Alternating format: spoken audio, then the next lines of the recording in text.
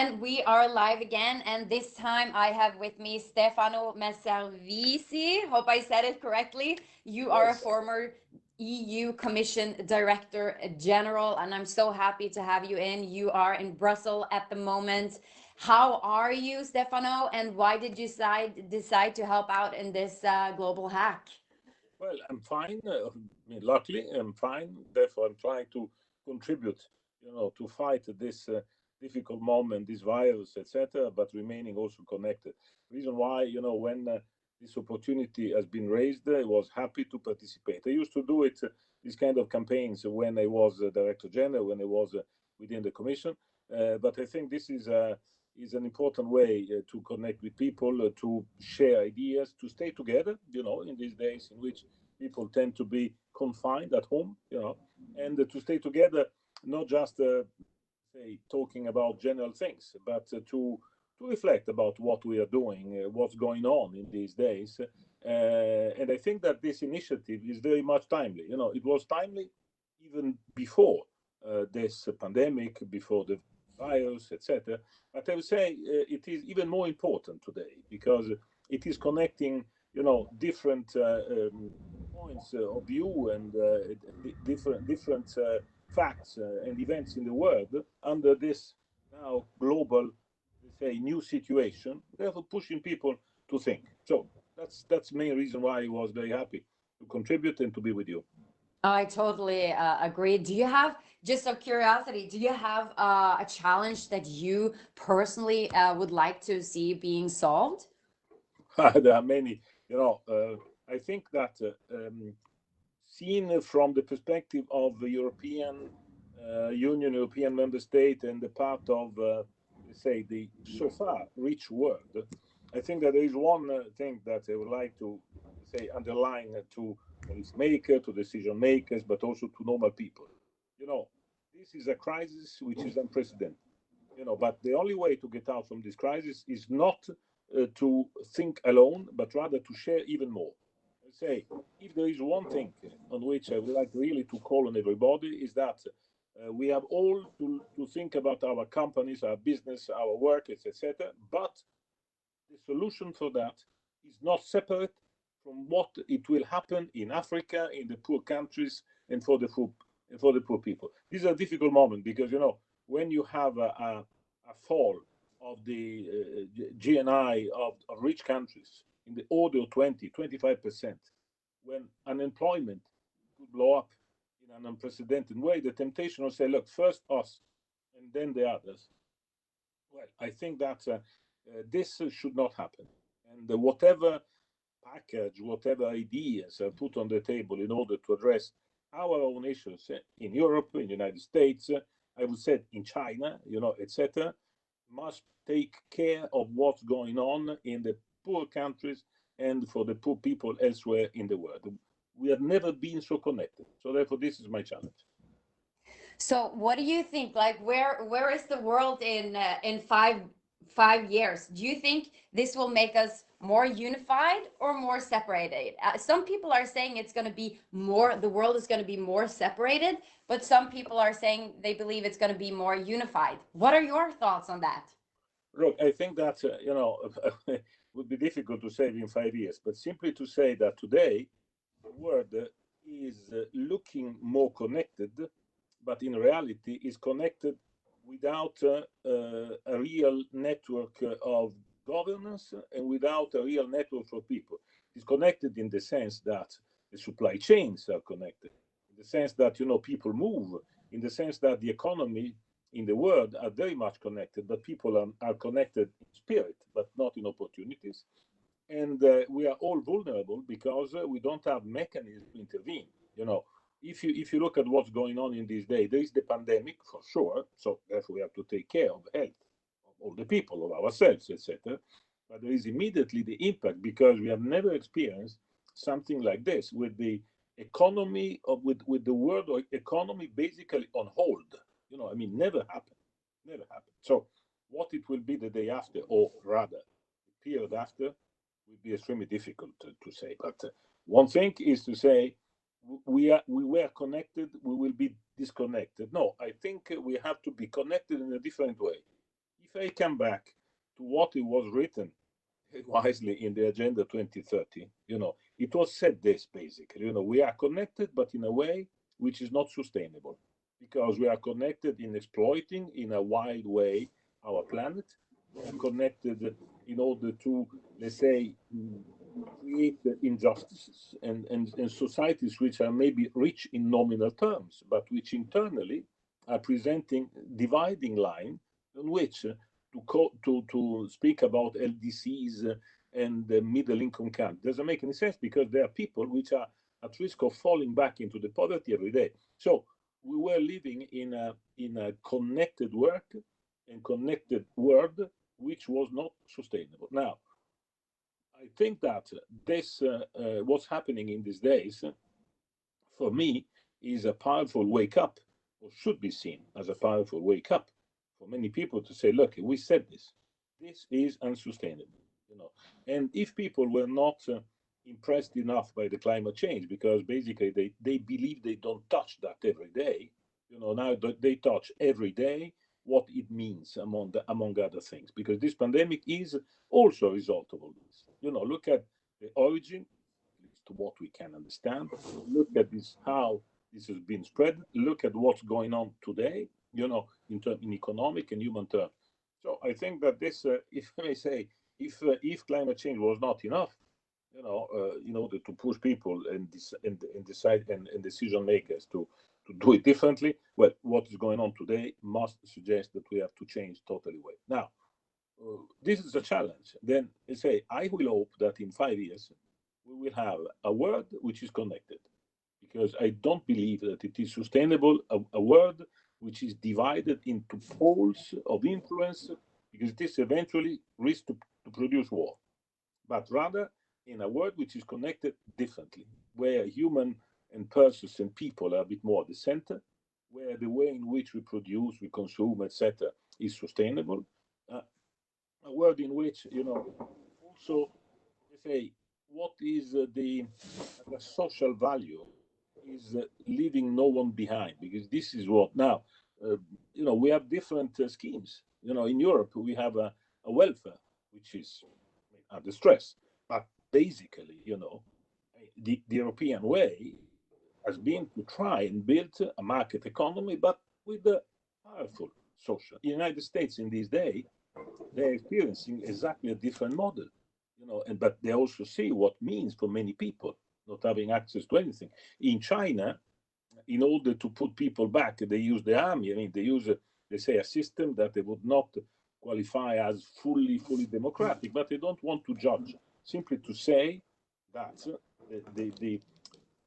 I hope that the world in 5 years, it's a world which is connected, which remains global, which remains free, which remains open to opportunity, but with a system of check and balances, in the sense where people is the real measurement. But when the Agenda 2030 spoke about people, planet, prosperity, peace, and partnership, I hope that this other P, pandemic, is waking up people. Yes, and I believe it does. What has been the biggest lesson for you? Like, did this come as a shock to you? And what have you personally learned from this? Well, obviously, it came as a shock because, maybe because in our way of living, we tend to be close even to things which are happening far away, but until the moment when things are happening in front of you, you can touch it. You know, this is a bit say the product of also the media, the digital, where you are close to everything, but in reality, until the last moment, you believe that it's happening elsewhere. So therefore, everybody was shocked. Second, everybody was also shocked by the fact that high number of people is dying. I mean, this is particularly shocking. But there is also another element which is also shocking, in my view, positive, is the fact that, as I said, never the world economy has been on hold as in these days. And it is on hold because we all decided, it has been decided everywhere in the world, that the first objective is to save lives. if you think 1 second, this is at the same time quite strange and quite important. It is strange because this pandemic is not the first one. And we can say that, in the past, and not even in the past far away, but also in this period, we have seen diseases which were not declared pandemic, but which were producing even more people dying. But nobody thought to stop the world economy, to close down and to confine people, to take the risk of stopping and cutting short the same way in which we are living. Now, this is shocking, but at the same time, so therefore, it contains two elements: an element economic and social, which should be addressed because economy is going down, and people living alone, is not good. But in any case, this is something to be addressed. But at the same time, if you think that decision maker governments of all kinds were all obliged and they all decided to hold on in order to save life, this is something new. And it's something on which we have to build, because we cannot believe that we put people at the center in order to address, let's say, a crisis which can be repeated, by the way, because it's largely due to the bad way in which we organize, let's say, and then suddenly the system comes back to exactly the same situation as before, where people are not the center. So there is a big challenge here, and I think, we have to think about this. I mean, and I think that it's not only a way to address this pandemic. Yes, indeed, to find the vaccine, to save lives, etc. But if we will be able later to keep the same central role for people, because if we are able to do it, this will change a lot of things. Cool. And I have a couple of questions that I all need to ask you. And because you have been working for decades in the European Commission, and my question is, how can regional institutions support the global hack and the ideas that comes out of it? Well, I think that first, to what from what I know, the European Commission is active part of this initiative, and I'm very happy because I think that the Commission is not only Europe, not only European institution, but it's also a way to bring together the member states, the civil society, etc. So it's a multiplier which is extremely important in itself. Therefore, I think it's good, also because the Commission at least has tried all the time to be innovative. If we manage to do is another things, but to be innovative in the sense of, connecting and talk about these kind of things, and have also the courage to talk about it. So therefore, this point of view, as a commission, I think it's particularly important. But I think it's important that the European Union, as a regional, say, entity, participates actively, because you have seen in these days, when to address the consequence of the crisis inside the union, on what there is the big challenge for all of us. It's about solidarity. How you build this kind of, how to translate it. Leave aside now the technical debates, money here, the stability mechanism. Let's say the issue today is how the union survives through new forms of solidarity. Now, this is part of the debate, and therefore this is a role that the union should play, precise, not just thinking about the internal solidarity, but how this can suggest that the same solidarity should be shown, put in place, and decided elsewhere. And is doing this not just as a being an institution among others, but as a way to, say, animate this debate and to bring along these lines a group of states, of countries. Now, similarly, other regional, say, realities may be different from what is the European Union, are particularly useful because they can be a bit less, let's say, stretched on the immediate political agenda. They can help everybody to look a bit far away, and they can be also a place where people are connecting with the problem, not going through the national debates, which inevitably are a bit linked to the national issues, of course, but can be able to connect more people which are living in different countries, which are difficult in a different economic position. So, in other terms, I think that the role of regional entities being integrated, so far at least as the European Union, being a bit less integrated, but more with a coordination role, is extremely important. If you look at what is going on in Africa, for example, you see that the role played by the African Union is hugely important these days. And I would say I'm very pleased to see that because, sometimes, there are a bit of power grabbing, but the African Union has shown itself as a way to first inform, second, keep the line of things which must be prioritized to do, etc., and talk and represent the whole continent a bit elsewhere. So I think that the more regional entities are participating to this kind of campaign, the more the campaign is rich because is nourished with the concrete ideas which are coming up in the regions, and the regions can play even a better role in animating debates and making proposals. So therefore, I think that's good from this point of view. Yes, I agree. And my final question for you today is, how can this crisis, you think, help reach the UN sustainability goals? Well, I think, there is obviously a risk, but there is also an obvious, I don't want to say opportunity because talking about opportunity when people are dying, in my view, is a bit misplaced, but there is certainly a lesson. The danger is that if,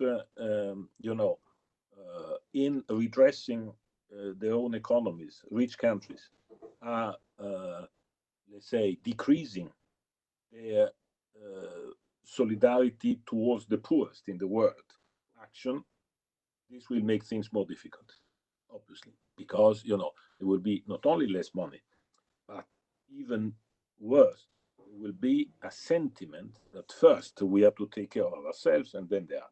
So there is a risk, but there is also an obvious lesson, which is the fact that SDGs are for everybody, for all, differently from the Millennium Development Goals, which were targets to be reached in developing countries.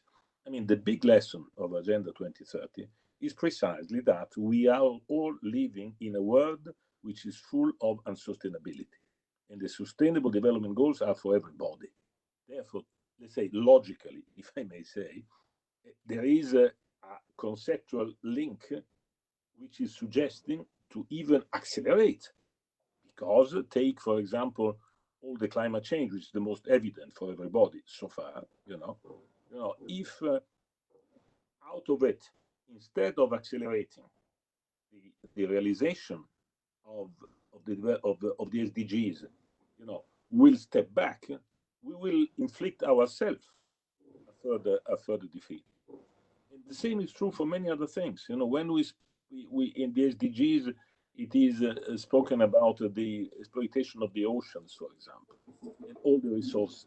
When it is spoken about access to water, for example, I mean, sorry, but how we can campaign to wash hands if people in many countries of the world do not have access to water?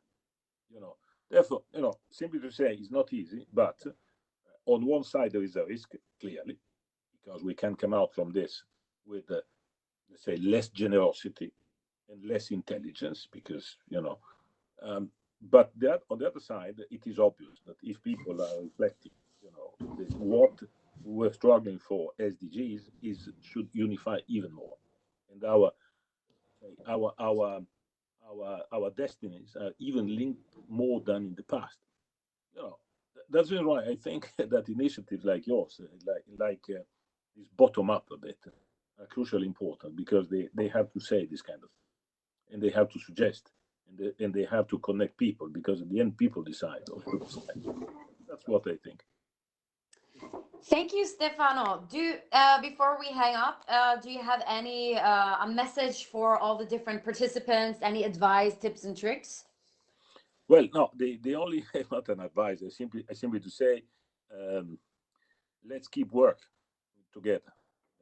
It's not a question just of a crisis of one day.